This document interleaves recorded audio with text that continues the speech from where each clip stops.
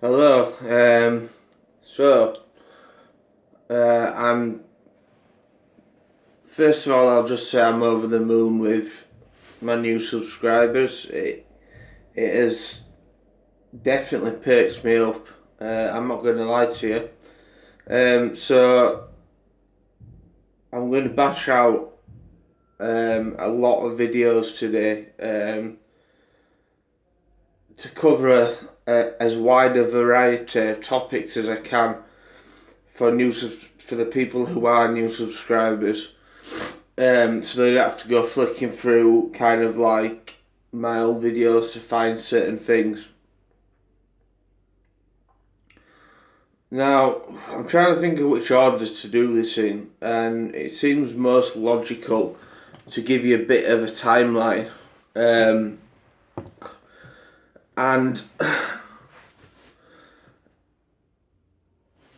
the timeline that I give is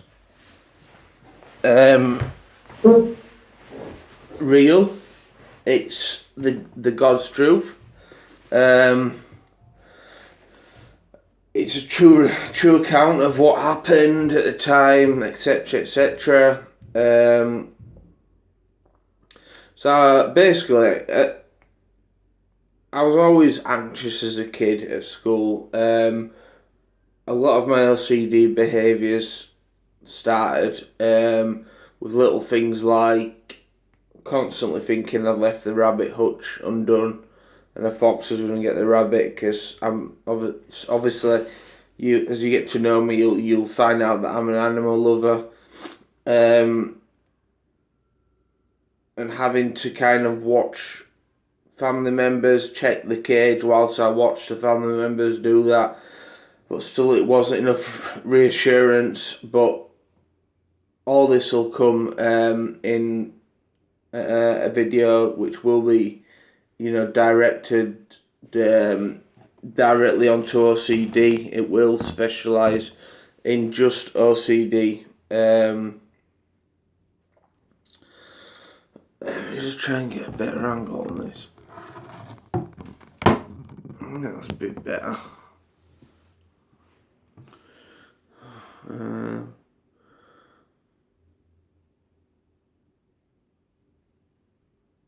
No, I'll turn it back round.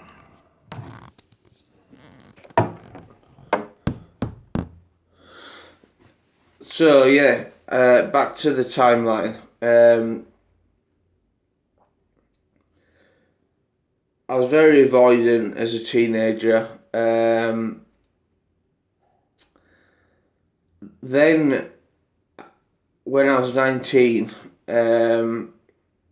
that's when my gambling addiction started. I was supposed to take a year off before I went away to university, and instead of saving, I just basically gambled it all away. Thousands upon thousands. I can't put a figure on it, probably between 5 to 10,000, but cumulatively probably more than that.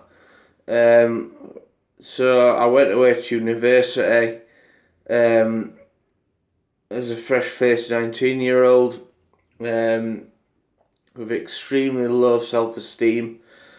I used to get absolutely obliterated on a night out. And I just didn't have a stop button. When I went out, I was always that clown at the end of the night, making an absolute fool out of himself. It might have been to cover up my insecurities, or it might have been to just because I don't have that stop button. And that was an early indication that, I had a bit of an alcohol problem as well, which basically I was in denial about for many, many, many years. And we'll, as time goes by, we'll kind of get to grips with that. So I kept the same pattern up through university, and then I started experiencing intrusive thoughts. And at the time, I didn't even know what an intrusive thought was, and I basically rang my sister and I said, "I'm losing the plot. I don't. I do not know what's happening to me. And my grandma paid me to go and see a private psychologist who diagnosed me at that moment in time with OCD and major depressive disorder. So kind of put on different medications, and had to defer my final year of university, and go back to Huddersfield to live with my mum and dad, permanently.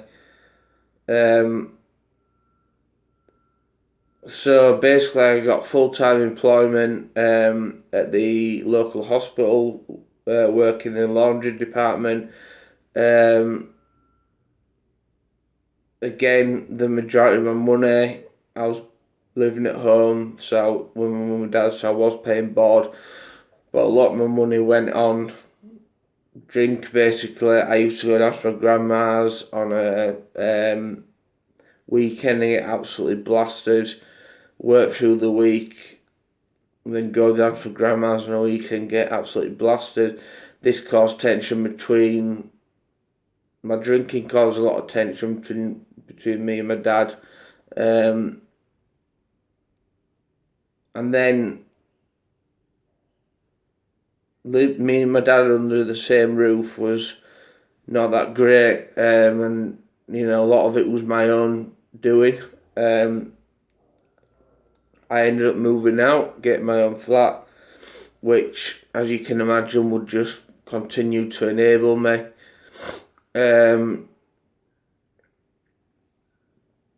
So back and forth, I was kind of going from pillar to post, loan after loan after loan after loan I was getting to sort of cover up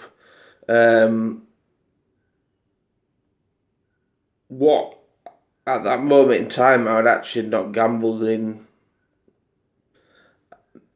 many years, at least 5, 6. It was the alcohol that was a problem, and it was to basically dull the emptiness inside me and the thoughts going around my head, my anxiety. As you can imagine, you have a drink, it completely takes away your anxiety. You wake up the next day. So I forgot to mention as well that at the end of university, I was that down on myself. I didn't even feel comfortable going out on nights out. So I'd stay in by myself. I'd put away a litre of vodka, sometimes more, within the space of an hour. I was to my best mate. I wasn't nice, and it was all because basically he's got model good looks, and because when we walked into a club, he'd have the pick of all the girls. I took that out on him. It wasn't fair. It wasn't right, but I apologised to him, and because he's the fantastic man that he is, he forgave me straight away, and he had absolutely no idea I was going through what I was going through. And testament to what sort of person he is, he felt horrible that I was going through it alone. So I kept my job working in the laundry department, maintaining in my own flat, and then the odd time I'd think, because I was just drinking on a weekend and not touching it through the week. But now I had the independence to be able to drink when I wanted, because I wasn't under my parents' roof. So my rules are my own rules. So just like any addict or anyone with addictive behaviours, it was like, oh yeah, I'll just have a couple of cans tonight on Monday after work. It's not going to harm. And then it was, I'll have a couple of cans, maybe 2, 3 times a week. It's not going to harm. And then it was a couple of cans every night after work. that developed into 4 cans every night after work, to the point where it was pretty much every single day. 8 cans after work, going to work red-eyed the next day, constantly hungover, anxious. Then I would go back to work, come back from work, drink. So basically, I was what you'd call a functioning alcoholic. I was using it to dull all my emotions. Then I met my first love, and things changed, I suppose. It brought out a lot of anxiety in me, because little things, like where, say, if I didn't get a text back, that set off my anxiety. And she was the love of my life, and probably still is. Things got serious. We lived together in my flat. It was changed. The address and the driving license. I was on a car insurance, which split bills down the middle. As far as I was concerned, it was a case of that's it now. This is my happy ever after. I didn't want anybody else. I just wanted my first love. Can't mention her by name because I don't have her consent, obviously. We'll get further into that down the line. And she was a great girl. She's dropped. I've not seen her in years, but she's drop dead gorgeous with or without makeup. Any guy would be lucky to have her. I was probably punching above my weight, to be honest with you. And we had a lot of good times. We really did. Many, many good times. But when things were good, they were good. But when they were bad, they were bad. And I wasn't in a position, probably, where I was ready for a relationship, even though I felt in my heart that I was. But my heart overrode my head because I loved her, and the love overrode that. There was so many things I was blindsided by. Like, there was things, and it's only later on. She was very close to my younger sister, who, by the way, is the nicest person I've ever met.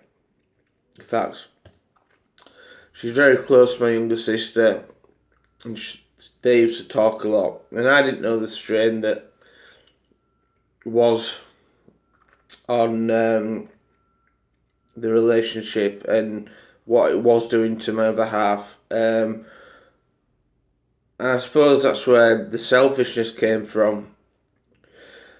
Then I moved over to the States in the hospital where I was working, fixing beds and that sort of stuff. Kind of like the apprentice to the patient engineer of the hospital. So I got a promotion up. My pay went up by a band. I was at two bands, I think. Yeah, 2 bands. And we were just,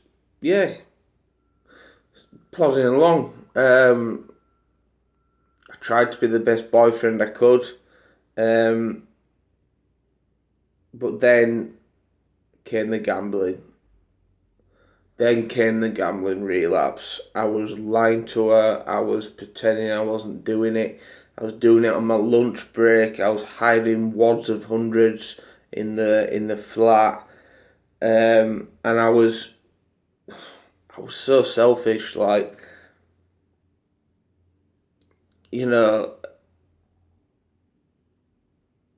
I didn't for 1 minute stop to think about how it was affecting her.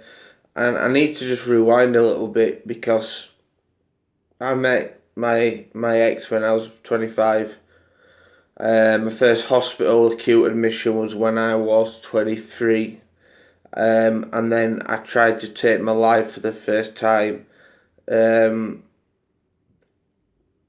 when me and my ex were on a 6-month break. So I forgot to tell you about that. And I was in an induced coma in intensive care.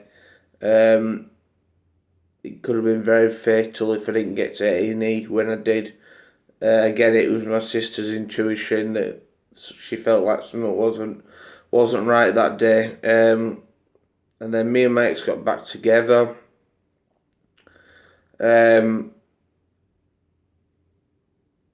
had an acute admission again. Self-harm wasn't really a problem at this point. I'd do it the odd time. I think I'd done it once previously whilst intoxicated, very superficially. And then I think I did it whilst I was with her once again, intoxicated, very superficially. And then I got a letter, and it was basically telling me that how am I supposed to provide for her, for a family, if we had one, when I'm a gambling addict. And selfishly, I took myself down to my grandma's and just thought, oh, this is just an excuse to drink. Again, not taking her into account. And we were due to go to a gambling group for couples. But then she got hit by a car. And that's when everything derailed. Hard to talk about. That night, I had a bad feeling something wasn't right, and then I got that knock at the door from the police officer. Luckily, she survived, and from what I know, her mobility is fine now. So I was driving back and forth to the hospital. Because it's Huddersfield to Leeds, so it was costing me an arm and a leg in parking every day. And then the whole situation, I just had a mental breakdown and I got hospitalised. And then she ended things with me.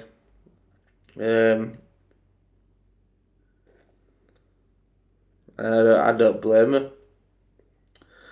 But I was ill, and so was she. We were both ill for different reasons. Then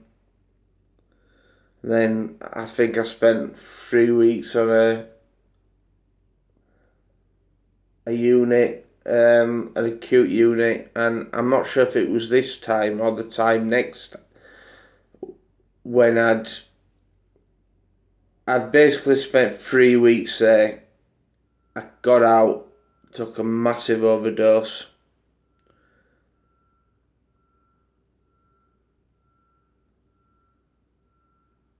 Again, this one was the most serious one.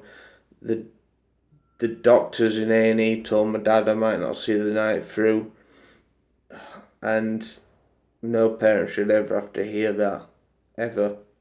That's a fact. I was in an induced coma again on a ventilator.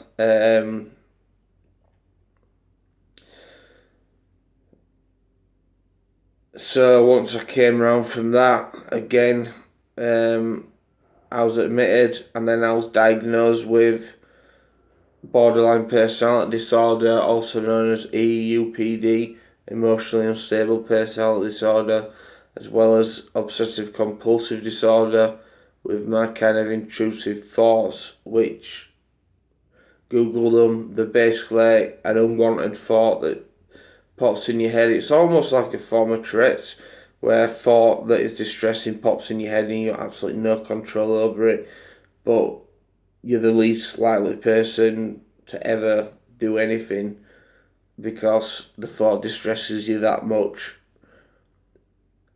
But I'll go into that when I do my OCD video. and then I spent, I think, 4 months in acute services. Got out, started self harming. I wasn't drinking at this point. I'd decided I wasn't going to drink when I was with my ex for our relationship, and I carried that forward. And I was start self harming, but the difference was this time it wasn't when I'd had a drink. It was when I was completely sober, and the self harm was getting worse and worse and worse. And then I think I had another hospital admission during that time, where I'd taken another overdose. So that was attempt number 3 of my life.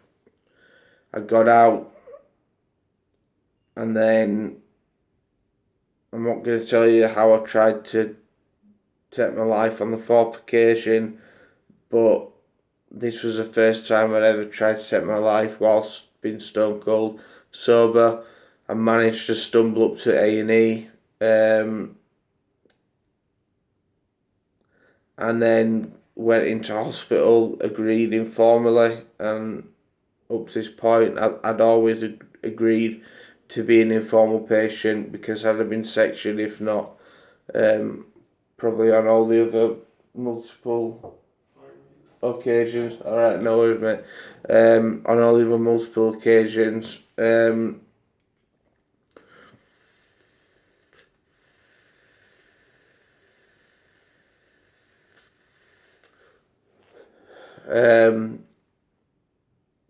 So it was in my best interest, because I didn't want to be sectioned.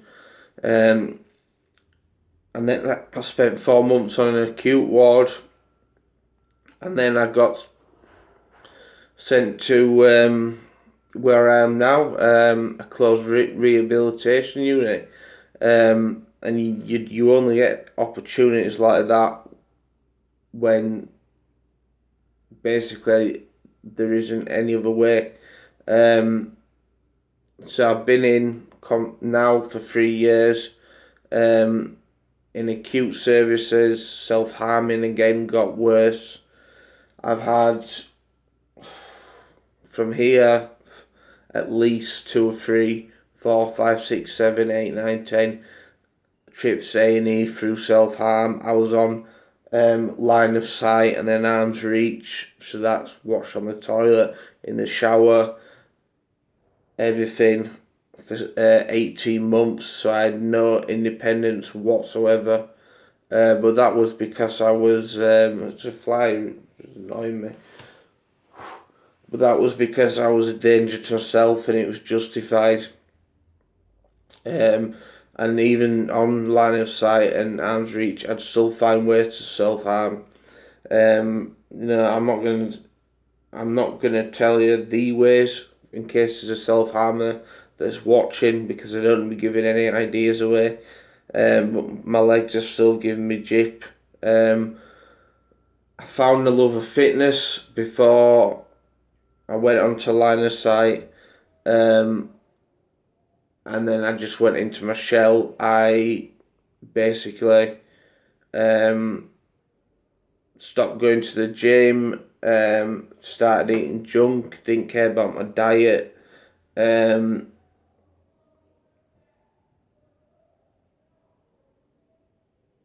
Just a commotion background. I've got to put with this every day. You just get used to it.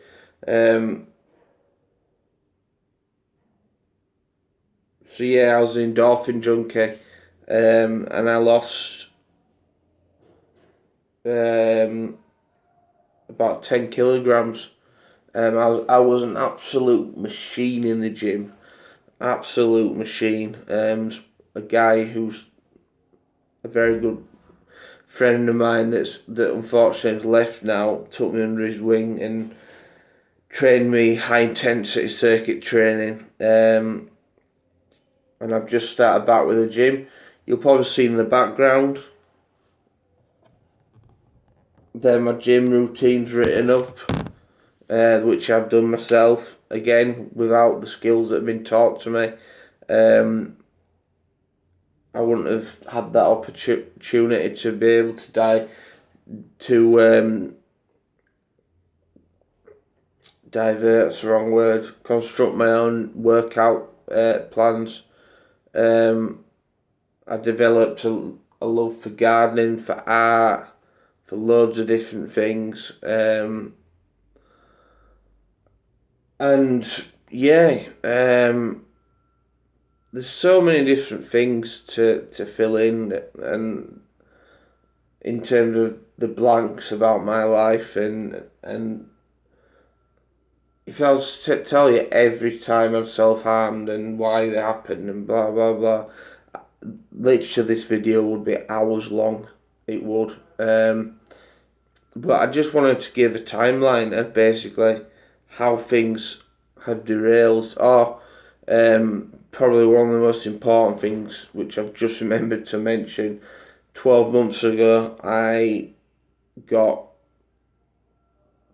what I prided myself on never happened to me happen.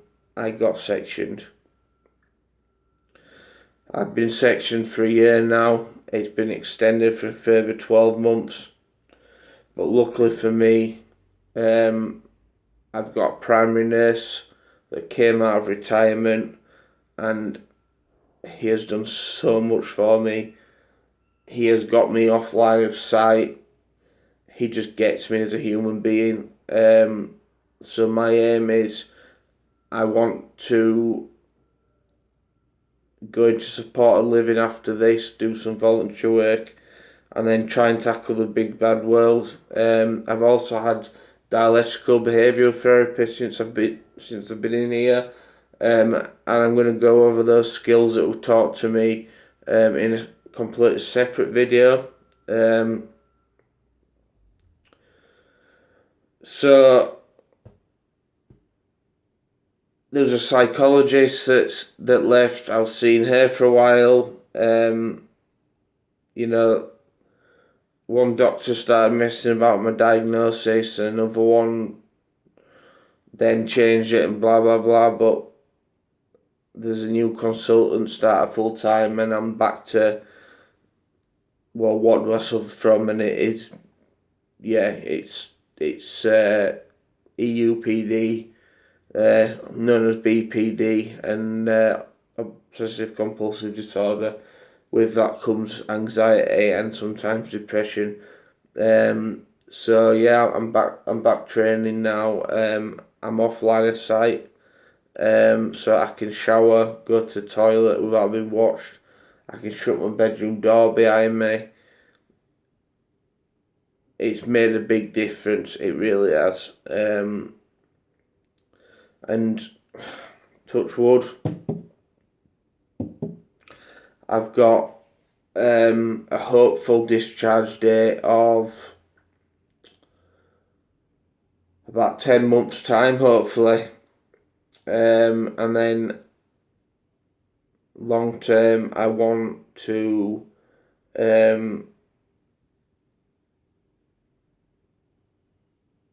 be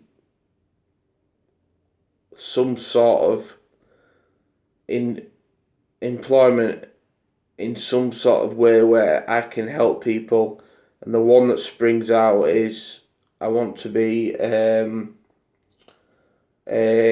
advocate, mental health advocate. One, because it frustrates me, because I see a lot of lads in here who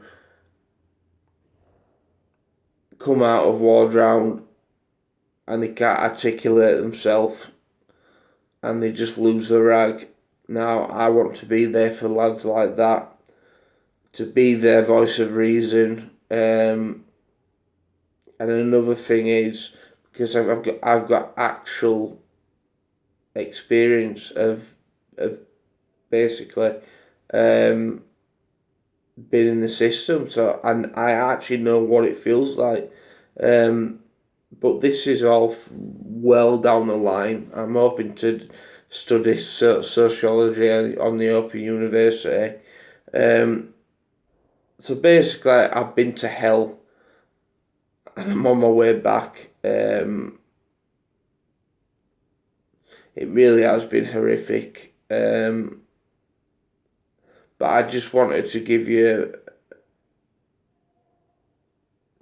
I've been going for 30 minutes, as brief a timeline as I could, whilst making it as constructive and short as I could. So it wasn't like an hour long. But that's basically the gist of it. Like I say, keep watching because videos will become uploaded left, right, centre. And until my next one, I shall see you soon. Bye bye.